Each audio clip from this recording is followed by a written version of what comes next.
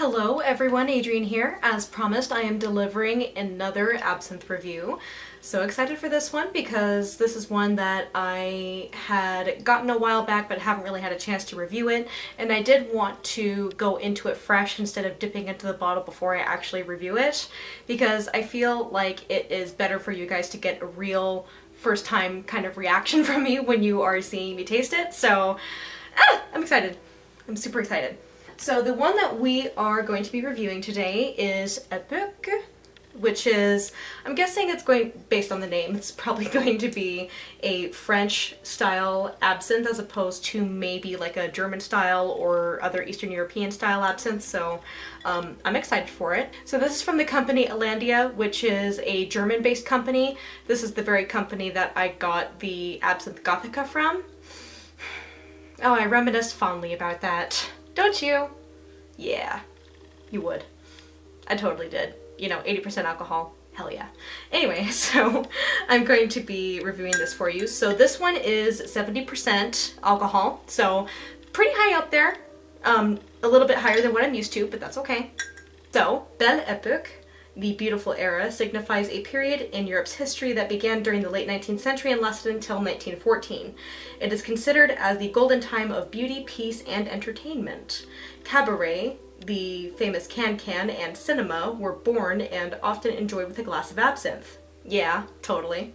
In reference to this fabled era, Absinthe Époque is distilled to a classic composition of 12 herbs, including wormwood, green anise, fennel, and calamus, reflecting the authenticity of the absinthe heritage. I recommend preparing Absinthe Époque after the classic French ritual, using 1 part absinthe, 3 parts cold water, and 1 sugar cube.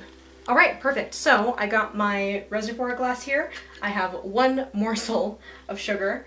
I have ice cold water, which is definitely necessary when you are preparing absinthe, because so help me, it is disgusting if you are using room temperature or warm water. Trust me on this. As Hemingway once said, if it's prepared with warm water, it tastes like piss.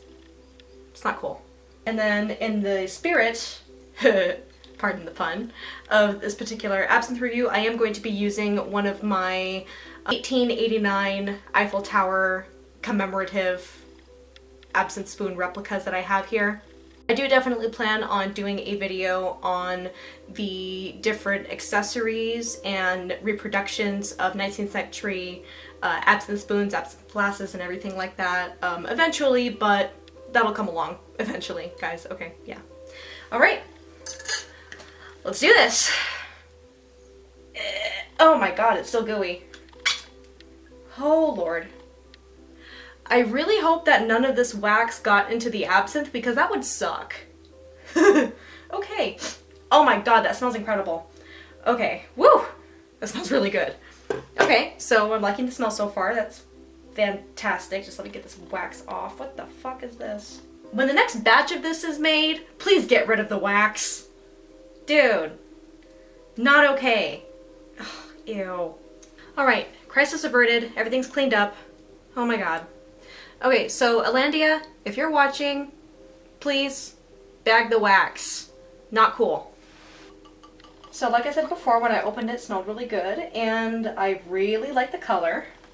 Color is super nice.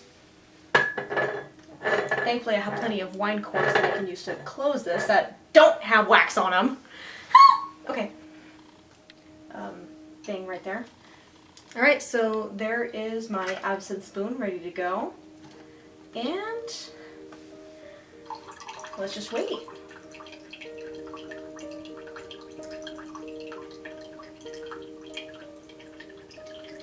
Alright guys, it's turning a pretty color. I dig. Ooh, that smells nice. It smells really nice. I'm still digging the color.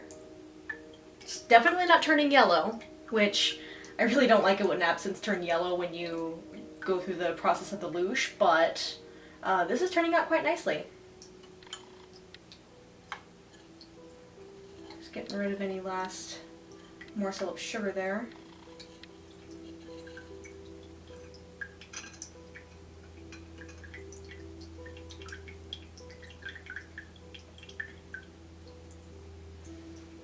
guys, let's call it good.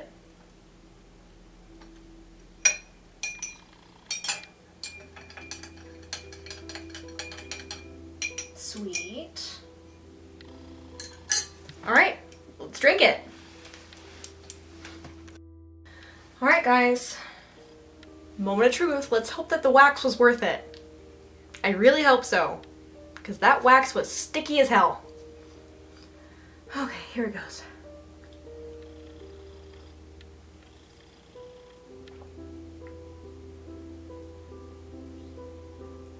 Ooh. That's interesting. Huh. This definitely had a bit more sting in the beginning of the taste, and then the sweetness after, so that's not quite what I'm used to. Definitely strange, but I like it.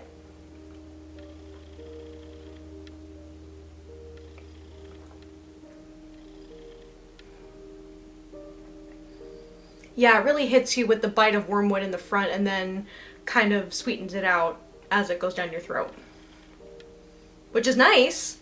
It's kind of like... it's like a sweet surprise. I think next time I have this, I'll have 2 things of sugar, like 1 full pack of sugar instead of just the 1 square. So that's what I'll do next time.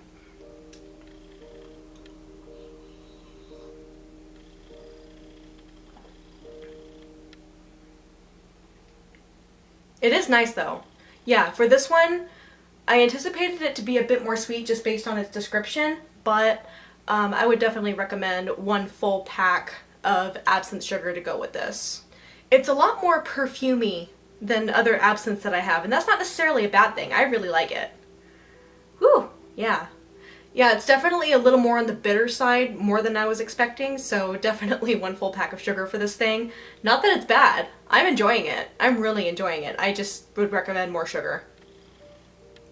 And coming from someone who doesn't have much of a sweet tooth, that's saying a lot. Yeah. It's very meditative.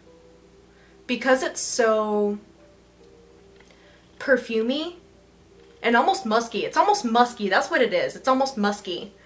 But in a good way. It just feels very meditative and sacred.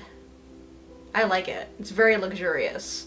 This definitely encompasses the luxurious experience of absinthe. Now, as far as the anise is concerned, I'm not really getting all that much. Which is fine, because I do like the wormwood flavor. And the fennel. Yeah. I feel like I'm having a drink with Charles Baudelaire. Would he dig this outfit? Would he? Would he? What? Yeah, I seriously feel like I'm sitting in a smoky, hazy bar in Paris. In the Latin Quarter. Across from Charles Baudelaire. Santé, monsieur.